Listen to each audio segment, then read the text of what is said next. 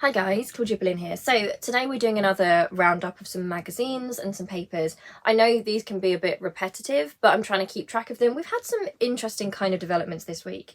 So these might be a little bit old by now because since I collected these, which was kind of maybe like at the end of last week or in the middle of last week, we've had the whole title situation. I'm sure there's going to be more developments around the coronation, so I'm sure we've got a lot of stuff to discuss going forward. Because I want to be able to keep up with how the smear campaign is progressing and kind of like you don't really know where it's going next. So it's a bit of a like exciting yet nightmarish situation where you're just waiting to see the new depravities that the magazines and the British press will go to in their smear campaign. So forgive me if these are a little bit jumbled timeline wise. I had some issues with storing the photos. So let's start with Woman's Own. So Meghan has made it onto this one, and it's "What is the Truth, Meghan?" with more royal drama. And I believe that is Eugenie. Yeah, that's right, that is Eugenie. And it's interesting because just in terms of the photo, right, the layout of the photo, which I'm going to put on the screen, they're kind of presenting this kind of drama between them, like they're at war. It's kind of that idea of like Eugenie looking over like, oh no, and Meghan looking slightly more evil as usual. I did actually say in quite a recent video, didn't I, that it would be interesting to see where they go with Beatrice and Eugenie, because they are providing a little bit of a problem, because I believe they are quite close to Harry and are friends of Harry and Meghan. I mean, I don't know, but it certainly seems that way. But of course, the royal family is still a business, right? It's still about PR and it's about propaganda. So they don't really want to lose the opportunity of these two young royals, these two young white royals, I should say. So what they're doing instead is they're trying to suggest that, oh, you know, these people are at war. They don't actually like each other. They don't want us to know. Which is actually kind of hilarious, because inside the magazine, which I will read, the thing they're so annoyed at is that Meghan allegedly knew Eugenie before she met Harry. So you can already see just from people in the shops seeing this, it's not giving an accurate picture of what's in it, is it? It's like, oh, now Meghan's at war with another one of our white royals. She's coming for them all one by one. It's interesting that it's "What is the truth, Meghan?" You know, it's like someone's talking down to her. So I talk about the kind of racial and sexist elements of this, but there is a real talking down to Meghan, like she's a naughty schoolgirl, you know, like, what is the truth? Have you lied again? Like, that's the implication. Okay, so let's have a look. Goss. Goss. Love it. Your roundup of this week's biggest showbiz stories. And recollections really do vary. They love that line, don't they? Recollections may vary. It's like something terrible comes out about the royals, and then rather than saying, oh no, that never happened, because presumably, you know, some of it did and they don't want to get in trouble, oh, recollections may vary. Okay. Just last week, Woman's Own revealed inconsistencies in the Duchess of Sussex's claims that she didn't know much about the royal family before meeting Prince Harry back in July 2016. And now it seems Meghan's truth has unravelled even further. So I was expecting, you know, based on this, I was expecting they were going to uncover some like history of Meghan and the royal family, you know. That's not what it is at all. So there's two things. So the two things that they're trying to pretend make Meghan into a liar is one, which I think I'll probably make a video on this at some point. It was like a portion of Meghan's blog at the time. It was called The Tig or something, and it had said about I can't remember the exact quote, let me find it. All right, so she talked about the endless conversation about Kate, right, and her wedding, as if like, sorry, when Kate and William got married, it was quite a big cultural event. Like, I remember it. I'm not a monarchist. I distinctly remember that I had a really, really bad cold at the time and I was feeling really sorry for myself, and I was on the sofa and it was on the TV. You know, I might have in passing tweeted about it. I might have said something, I'm sure I did. I probably said something like, why are we paying for this? Why is this a big deal? I may even have said, oh, I like Kate's dress because I saw it on the papers or something. I don't know. It's just a big cultural landmark, right? And it shouldn't be. A royal wedding shouldn't be. But it's big news. So people just mentioning it in passing. Also, I will talk about this blog post in a future video. But the idea that it was taking aim at Kate as well, like they're trying to suggest that not only was she trying to sneak her way into the family somehow, because it doesn't even fit anyway though, does it? Because imagine Meghan's trying to sneak her way into the family, so she writes that article. That'll really ingratiate her. That doesn't make sense. Smear campaigns don't have to make sense. They just have to contradict. They say that she's lying because in the Oprah interview she's saying that she didn't Google Harry. right? And it really wouldn't have mattered if she had Googled Harry, but also let's just be completely clear about what she said. She didn't say she hadn't looked him up, right? She had looked on his social medias. It wasn't like she knew nothing about the man. Like, you wouldn't just go on a random date with someone, would you? You would check their socials and things. I believe what she said is that she wanted to make sure that she was coming at that without the kind of big celebrity things, which to me, it kind of makes sense. If you were told you were going to be like going on a date with some like prince or something, I think some of us might think, okay, right, I don't want to know the back, like all the big stuff, like I just want to get to know them. I'm going to look at their social media, see if we like have similar interests. I don't think that's even weird. Another one, a massive lie. She was supposed to be obsessed with the royals because they found a photo of Meghan, get this, taken outside Buckingham Palace when she was 15.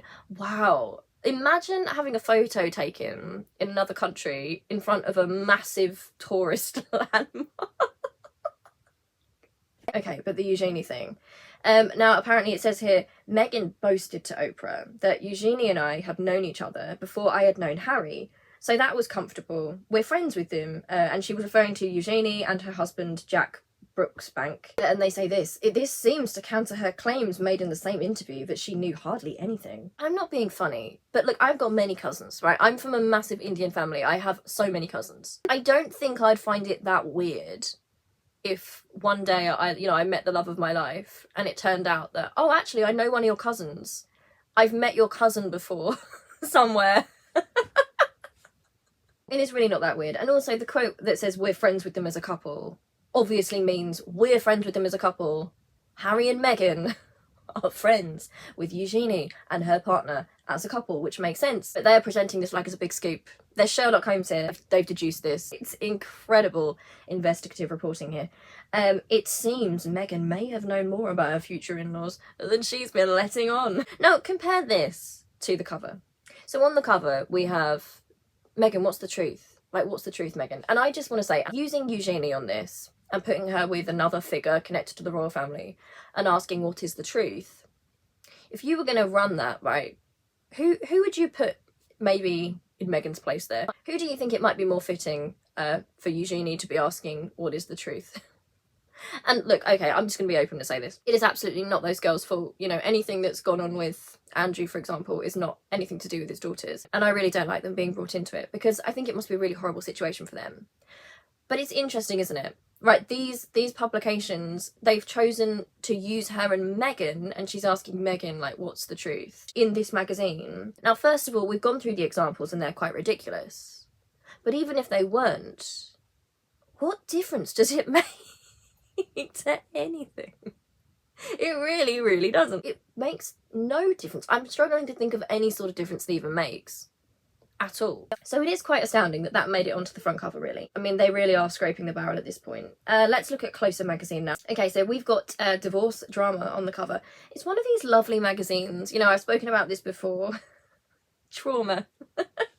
Women being cheated on, women feeling sad, women who've been betrayed. Like, that's exactly what I want to read when I have a coffee. Like, I just want to sit and read about other women just struggling. Why Meghan's under divorce drama? I was going to say I don't know, but I do know. Because it's their fantasy, isn't it? These people want desperately for Meghan and Harry to divorce. Because they want her to suffer. They want her to be discarded and alone, and for Harry to basically come back with his tail between his legs and, you know, be like, oh yeah, she actually was evil. Maybe I shouldn't have got with that mixed race American. Like, she was so bad. These people are so excited about the idea of Harry leaving Meghan, and it's unhealthy. And it's racist. Like, I'm just going to say, I will get stick for saying it is racist, but I honestly believe, like, they are just so, they do not want that couple together, right? They want them to split. And I have seen this happen too many times. Remember, I'm mixed race myself. So my mum is English and my dad is Indian. I have seen this, and I know this is a thing. Like, a lot of racists very uncomfortable with it. And sometimes they want the white one to come to their senses, right? It's like, how could you do that? How could you like betray your own kind? Come back to your kind. But the headline here is why Meghan fears her secret past will be exposed. And smart photo choice there, because her hair is kind of going on her face as if it's slightly hiding her face. And I was intrigued, and I'm thinking, oh, Meghan's secret past about to be exposed. What's that about? How they've managed to work into this the eviction of Harry and Meghan from their UK home. And notice how they've taken the angle, rather than thinking, oh, that seems kind of out of order. That's a bit mean, isn't it, of Charles? That's a bit mean of a father to do. Oh no, it's all about Meghan and her secret past. For some reason, them being evicted has a connection to Meghan's evil past. So it says here that insiders says. Is that right? Insiders says. I think they mean insiders say. The Sussexes worry about what will come next. The royal family have stayed resolutely silent in the 2 years since Prince Harry and Meghan Markle launched the first tirade against them during their March 2021 interview with Oprah Winfrey until last week. Of course, resolutely silent. It's dignified silence, everyone. Harry and Meghan are just throwing grenades over there, trying to destroy it all. They are the wicked couple in all this. King Charles has made it clear that his patience with the Sussexes is wearing thin. So they basically talk about like a shock eviction notice, which they actually describe as shell-shocked, which is questionable. Look at how the angle of this story is somehow still focused on how bad of a person Meghan is. Actually quite incredible how they've managed to spin this story somehow as somehow Meghan's fault. Don't know how they've done it.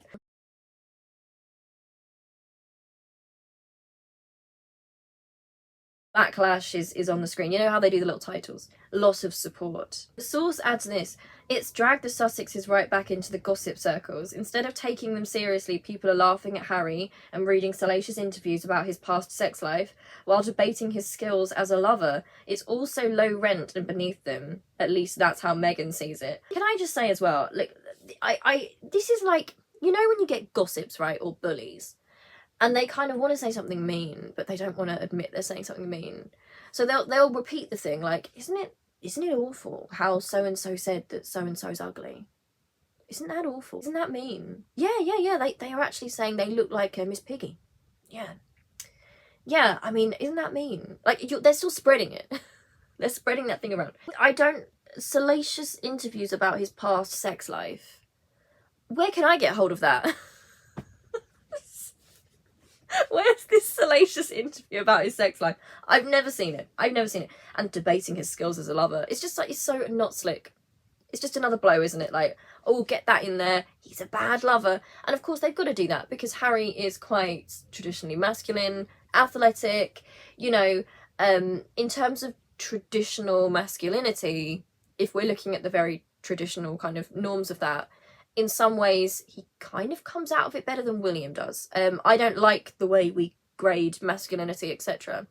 But that's a problem. That's a problem for the firm. So yeah, Harry might look strong and capable and all those things we want him to. Sure, he was in the military, all that masculine stuff.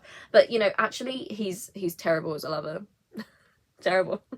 It says backlash. Harry let his ego get the better of him, and now it's coming back to bite him at a time when he, and especially Meghan, have been trying to establish themselves as a power couple on the highbrow Montecito social circuit, as well as lining up their political careers. I keep seeing people saying, oh, I think Meghan's going to run for president.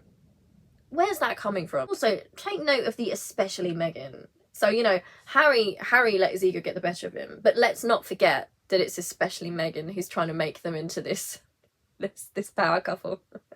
Harry has no say. He's just a silly man. And then they've got loss of support here. So the idea is that Harry's failed Meghan because Meghan wants publicity and the brand, of course. We've all seen the South Park episode. She's just an empty brand building machine. She's not, in fact, a human woman with feelings. She's angry with Harry because he's let the brand down. She's losing Hollywood friends. You know, people are snubbing them, which, again, it's not even a thing that's happening. Like, it's not even a thing that's happening, but that's what people want to believe. Look, she's getting what's coming to her now, you know. Look at her. I want to see her fail. I want to see her dragged down. It says here, Harry is sorry if it's called any embarrassment to anyone, especially Meghan. It's making out that they're in some sort of, like, abusive relationship, right? Where if they don't support the brand, like, it's like Meghan's controlling him, and if he doesn't do well for the brand, she's going to drop him. And the thing I wanted to point out with this is look at how It's projection and it's gaslighting.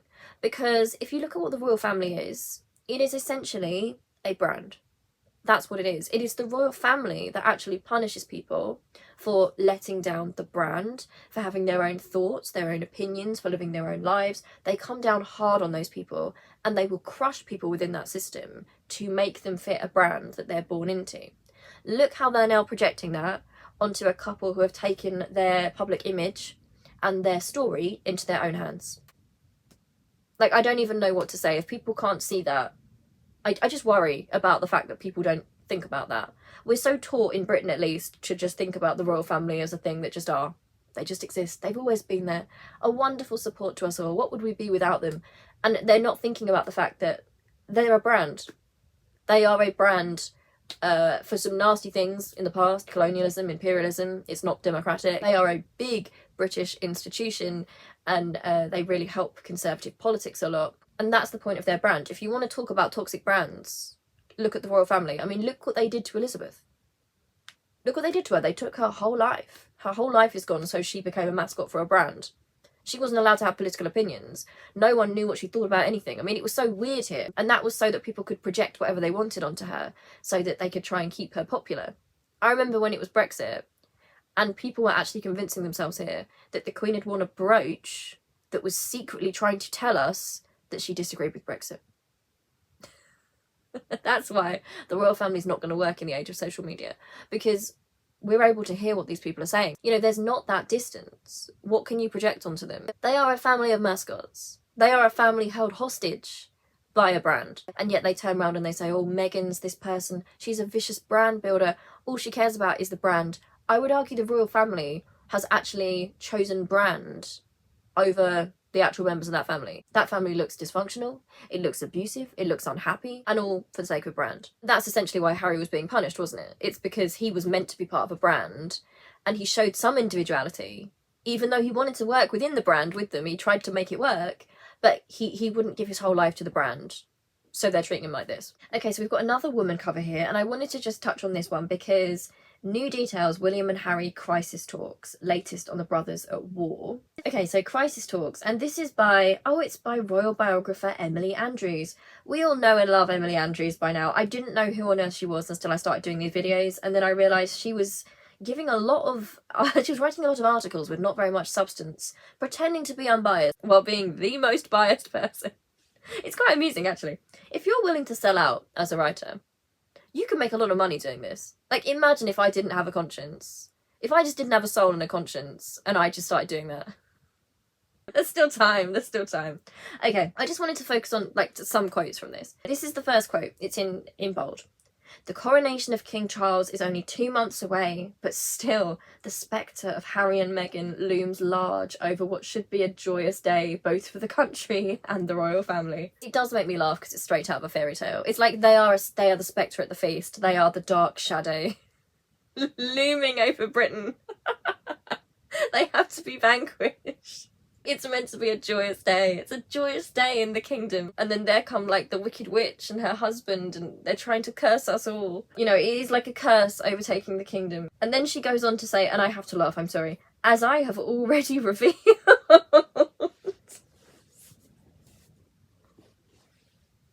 The ego of these people is very funny. Like, they're like, oh, I got this amazing scoop. And it's just something like, maybe it's difficult when you fall out publicly with your brother. As I revealed. There's a lot of stress. It's quite stressful. Okay, now what it actually says here, which is interesting, is one of the major problems standing in the way of any sort of reconciliation or even acceptance of differing points of view is William's anger at his brother's behaviour. He feels completely betrayed by Harry for making public all the private conversations and family issues, says an insider. And for what? Money, yes. But Harry, airing his pain and anger, is not going to help heal the broken relationship with his brother. But frankly, William can never trust him again. It will take a long time for them to even begin to talk. And I wanted us to look at the way this is framed. Because if it was the other way around, so imagine, she claims she has access. I debate that. She's got access to the royal sources. This is the truth. Emily Andrews, she's got the scoop. She's got the truth. That's why she's writing for a woman. But now imagine if it was the other way around. So they've basically said that the reason that they're not reconciling, right, is because William is still angry and he can't get over it and he feels insulted. Now, if this was the other way around, think about how they'd position Harry. They would probably say that Harry was sulking, that he was tantruming, that he was refusing to meet William halfway. You know, they would have made him into the troublesome spare, right? The troublesome brother who couldn't find it in himself to connect with his older brother. You know, he's ignoring him, he's giving him the silent treatment. All these different things they would have done. You know, they would have made out that he was cruel, essentially.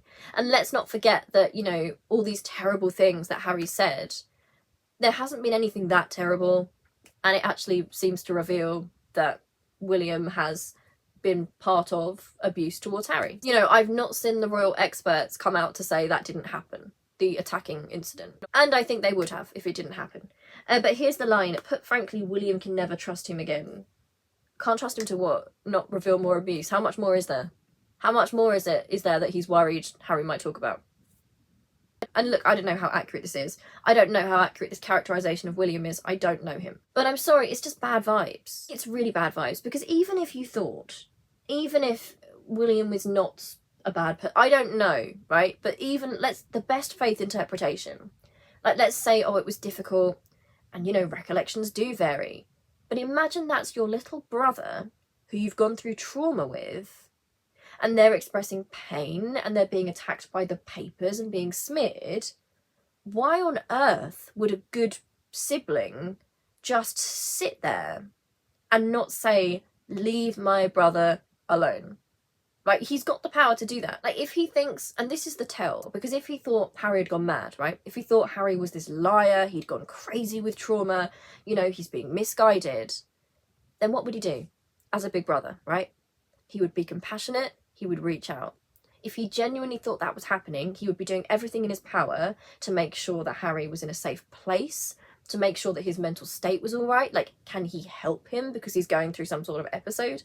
This is how we know. This is how we know that what Harry alleges, in my opinion, is true and worse than what he's told us. If I had gone to my brother's house, right, while his wife was away, and attacked him, and this had really disturbed my brother, and he had spoken about it, I think my instinct would probably be to apologise and be like, wow, that was really wrong. And if it wasn't true, my instinct would be to connect and say, are you okay? Is everything okay? That's not how I remember it. Can I help you? Like, do you want to talk? That is missing. Okay, we've got another woman magazine, just a brief one, which is More Staff Quit, Royal Drama.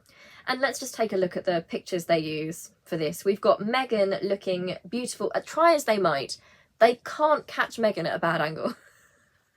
They've tried. I think it's impossible. They've done their best. There is nothing they can do. She's just too beautiful. Like, I'm sorry to say it, she is. She's just too beautiful. And then Harry in the background looking almost like a scared child, like he's under her control. And it says More Staff Quit, woman. What's the truth of that? What's in the article? I was going to say, what is the truth of it?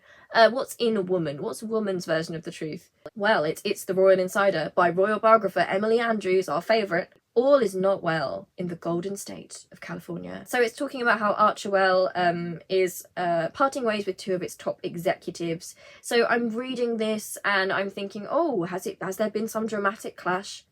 No. It very much looks like these two employees have done a lot of work with the company and they're moving on to something else, into a different phase, which is quite usual, right, in that business. But they're presenting it, this is not the first time the couple have lost a member of staff after a relatively short period of time. I would be interested to know, let's get the staff records up for William and Kate and Charles and Camilla, shall we? Look, I'm just saying, I don't know, I'm not a royal expert, but I've heard on the grapevine that William's got a bit of a temper, Charles has got a bit of a temper. I could be wrong, I'm not a royal expert, I don't know. We're not interviewing their staff, are we? I seem to remember very distinctly early on when Charles became king, him getting angry when he was signing something because someone wouldn't take his pen. And it's just an opportunity here to say, you know, there was a seemingly high staff turnover on this side of the pond. Initially, reports of staff leaving Kensington Palace, burnt out by Hurricane Meghan and Duchess Difficult, were dismissed as smears and untrue by the Palace communications team. Love how just repeating them here, just in case someone didn't hear it the first time. You didn't hear that vicious rumour, let me repeat it. I'm not saying it, I'm just repeating it. And it's interesting, isn't it, that just as Meghan was recording her interview with Oprah Winfrey, that some of the staffers came forward anonymously to the Times to detail her alleged bullying. Interesting timing, certainly interesting timing. Now, here's the thing, it's Meghan denies any bullying allegations, it says. And it says, the apparent poor treatment of staff was reportedly at the heart of the falling out between the Prince of Wales and his brother. Right, so it was the poor treatment of the staff which made William physically assault Harry. Is it? Okay. I mean, it's absolute rubbish, isn't it? There's also a line here, Archerwell is both the Sussex's charitable and money-making vehicle. So it's like both charitable and money-making. So don't be fooled. You might think they're doing humanitarian works and they're being a charity. They're making money. And again, I would ask, look how they're positioning this. What is the royal family and what do? Right? They position themselves as an asset to Britain. Right? So they go and they do charity appearances, go to food banks without food, and they at the same time are making a lot of money for themselves, right? There's a lot of material wealth. It's funny who this applies to and who it doesn't. Okay, and at some point when I've researched it, I will get into this properly. But listen to this. Buckingham Palace started an internal investigation, but later refused to release the result of the inquiry. Using our brains here. Right, we know that the palace haven't had a problem with Meghan being monstered, and we also know that, according to Harry, William wasn't happy with the whole Harry and Meghan thing, and that's part of the kind of assault thing happening. Okay, we know there have been problems there. We know they don't have a problem with getting at Meghan. We've seen that. They've not stepped in for her. At the very least, they're complicit and all right with it. At the worst, they're part of it. So you tell me, if they've done an internal investigation and they've got their results, why do you think they wouldn't want to show us those results? Why do you think? Why do you think Buckingham Palace might have gone through that when it did and put that out there, you know, she's Duchess difficult, she's a dangerous bully? Why do you think they would have investigated it and then not told us the results? What do you think the results said? What would it be in their interest for the results to say in terms of getting rid of Meghan, right, and getting Harry back in line? So what do you think they found? Why do you think they buried it? I'm sorry, if there was evidence of Meghan going around bullying people, they have a really easy way to get rid of her, right? They can use it to get rid of the racism claims. You know, they'd have the findings. They do not have any findings. Like, obviously. Also interesting that in the top right, there's a picture of Zara Tindall, and it says, no nonsense royal Zara. It's just interesting, isn't it? I was thinking about the white royals, and maybe this is for another video because this is long, but, you know, the idea that in some of the white royals, Anne, Zara Tindall, their whole thing, well, Princess Anne, for example, she's very popular, but she's very curt, she's got a kind of sarcastic humour, she's ambitious, she's driven. Isn't it interesting how sometimes when white women do this, it's not seen as a bad thing, right? It's seen as charming.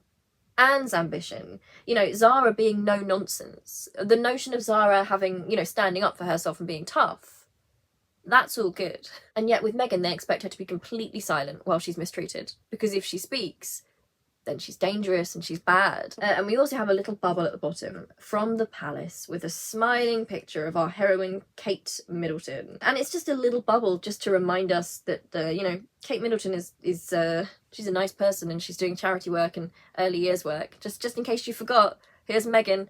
Don't forget Kate. Meghan's evil. Kate's not. Kate's nice. Look at her. She's in the bubble. Okay, so the last cover and article I wanted to bring up here is on Bella magazine. And this one is interesting. So take a look at this.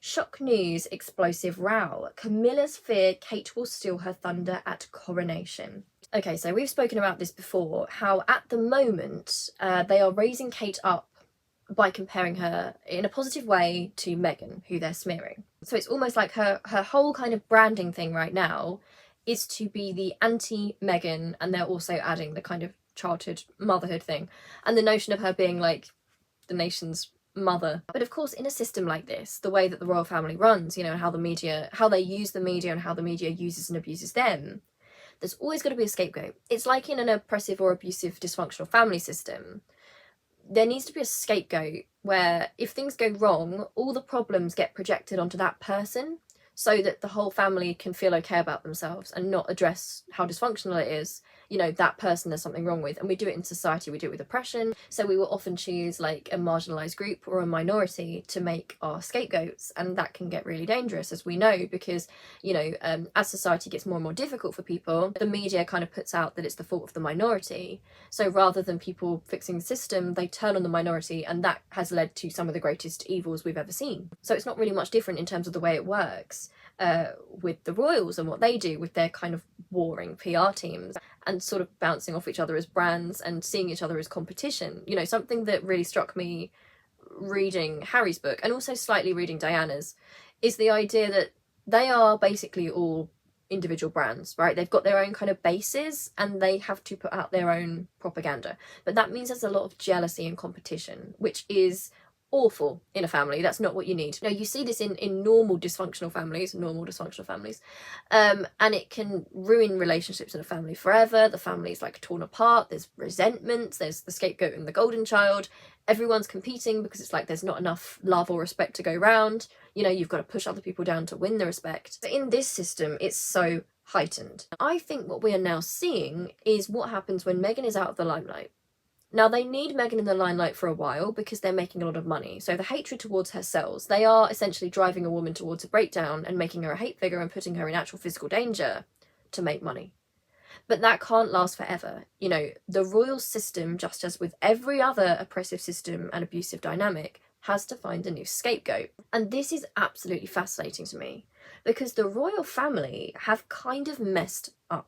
So what they've got in their usual spot, which would be Kate and Meghan, they've got Kate and Camilla. Now, just looking at the cover, how are you reading this? Because I think it looks like they are making Camilla, who is currently known as Queen, she styled herself Queen, it looks like she is playing the villain here. Am I wrong?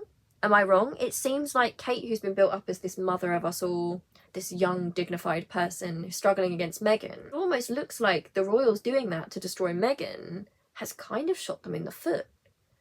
Is their next scapegoat going to be Camilla?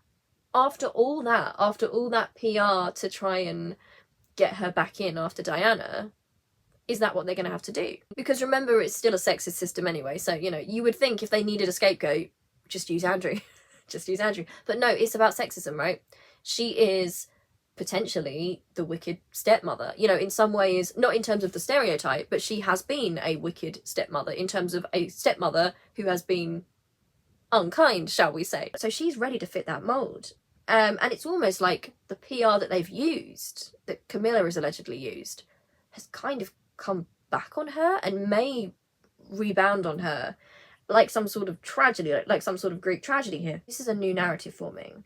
And this is maybe a hint of what we might see if there's not really much out about Harry and Meghan, right? It won't last forever. Meghan will not be their scapegoat forever. They will try for as long as they can, but it won't last forever. It looks like the royals are blowing their own system here by pitting the current queen against the future queen. Okay, and this is the article. Camilla and Kate's secret tensions. The royal pair's power struggle behind closed doors.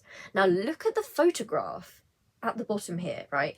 We are seeing for the first time a kind of, not evil Kate, but a Kate that is engaged in battle, in judgment, right? She's got quite a judgmental face on, and she's looking with disdain at Camilla, with dislike even. And of course, William standing in the middle, you know, I'm not taking sides, I'm just a guy. We're all controlled by our wives.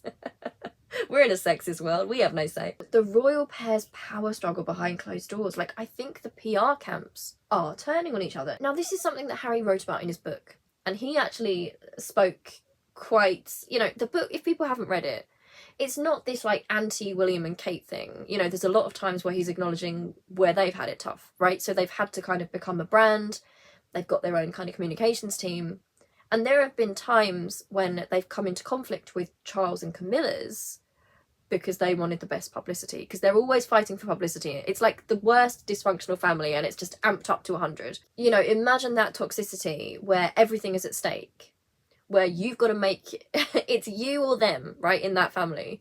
You succeed, and in order to succeed, you have to have a monster. You have to have a scapegoat. You've got to get the better press. So there are times that Harry says in the book where there have been interferences where there's been jealousies and they haven't wanted William and Kate to do certain things because it might take the shine off Charles and Camilla. And you can imagine how corrosive that is to a family. Like, it would stop you being a proper family, wouldn't it? I think we kind of saw that with Charles, and for example with Diana, when her publicity went up, it was difficult because he was the heir and he had to he really messed it up because he didn't seem to realise in his own mind that actually her being raised up could be a good thing for him in terms of PR. He couldn't really seem to take it. So we had Diana brought down to size, and what we've also got here is we've got his sons being brought down to size. You know, whether he's part of it or complicit or actually a driving force, that's what's happening, right? They are being sacrificed on the altar of his publicity. And make no mistake, Harry's the victim right now. It will turn, because this thing's going to get ruthless. In a healthy family, just think about it, right? Imagine it was just a normal, happy family. If your children are doing well, your adult children are doing well, and you're their parent, you would be thrilled, right? You would be shouting it from the rooftops. You'd be like, yeah, these are my sons. These are the amazing things they're doing. Like, yeah, support them. But this is not a normal family. This is a brand. It's a dysfunctional family made into a brand. Now, we know from Harry's perspective that Camilla has allegedly been fighting tooth and nail behind the scenes to try and clean up her reputation, right? After the whole Diana thing. And there is something, I don't want to say I'm happy about it because I don't want anyone to be eaten up by the media. What I will say is there is something almost satisfying about the fact that these are people who allowed Meghan to be that scapegoat. They were complicit. They might have even had a bigger part in making Meghan that villain. They chose to boost themselves at the expense of Meghan and allow her to get sexism and racism and to be hated. But they imagined, like all these people do, you know, in oppression, for example, they were under the illusion that if they had a scapegoat, then they wouldn't be mistreated. That's never how it works. That is never how it works, because the scapegoat moves. They really thought that letting her take that would shield them.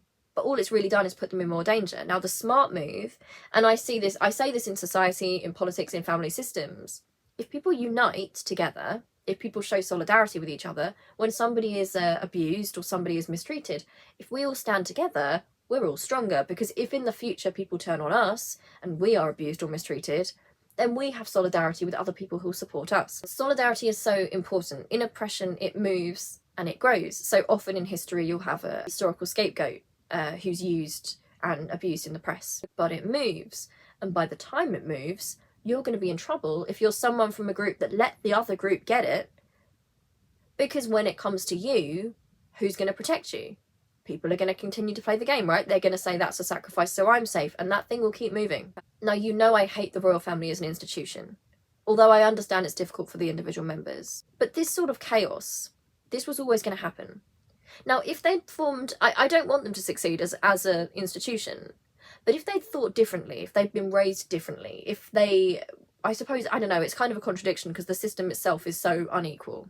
And it's about superiority over others, right? But if they had banded together in a sort of protective circle, right? If they'd shielded each other, if you had Meghan, Kate, Camilla, Zara, Beatrice, Eugenie, if you had all of those women, Fergie even, right? If you had all of those women together, they would be a very, very strong brand. I think they would be a stronger brand. I think they'd actually all be safer, right? As a brand too. I think that would have been a very smart move, rather than feeding one of them to the wolves. But you know, because they fed someone to the wolves, right? They have sacrificed Meghan, or maybe, you know, had a part in making that happen because it protects them. It will not protect you because the wolves will want someone else. Who's it going to be? And now it's Kate and Camilla's turn to fight it out. And it looks like in this article, it looks like Kate's coming out on top, because Kate's been painted as the heroine. It says here, Camilla feels slighted that more attention is paid to Kate than her. She fears Kate will steal her thunder. Now, I don't know if this is true. It might be trying to, you know, stereotype her as this kind of vengeful, evil, wicked stepmother. I almost feel bad for her if it isn't true, because I feel like with the rest of her history with Diana, I think it's kind of, it plays into that, like it's quite plausible. It says here that, you know, it even mentions Harry's claims that his dad and stepmother resented William and Kate and openly scolded them for drawing attention away from their causes. It says here, ever since the Queen died, Camilla has been throwing her weight around, showing everyone who's boss. So these tensions are allegedly supposed to have been, you know, around for ages and ages, and yeah, that's backed up in Harry's book. Is Camilla now going to be eaten up by that system? You know, there was the throwing Diana to the wolves, you know, we've had Meghan thrown to the wolves. Is Camilla the next casualty? And it's sad, it's like a tragedy, but it looks like it's what's going to happen. And this is going to throw the monarchy into absolute chaos because Camilla's meant to be the queen. It's if you're an anti-monarchist, it's wonderful, because it's making people think, you know what, we want democracy. We don't want these two, we want the next two. We want William and Kate. Obviously that goes against the very idea of monarchy. The system of monarchy is inherently self-defeating, as we can see. But I just wanted to bring that up because that fascinates me. Maybe that's an idea of where we're going to go with this. And how interesting to think that the scapegoat might actually end up being the queen. You know, brilliant for anti-monarchists, but quite horrible psychologically if you think about it. Thank you for watching this very long video. Hope you enjoyed, if enjoyment is the right word. I'm going to try and keep updating you on these every week or so if I see them. Let me know what you think. Let me know if there's something you want me to speak on, and I will try and do it for you. Okay, love you loads, and I'll see you really soon. Okay, bye.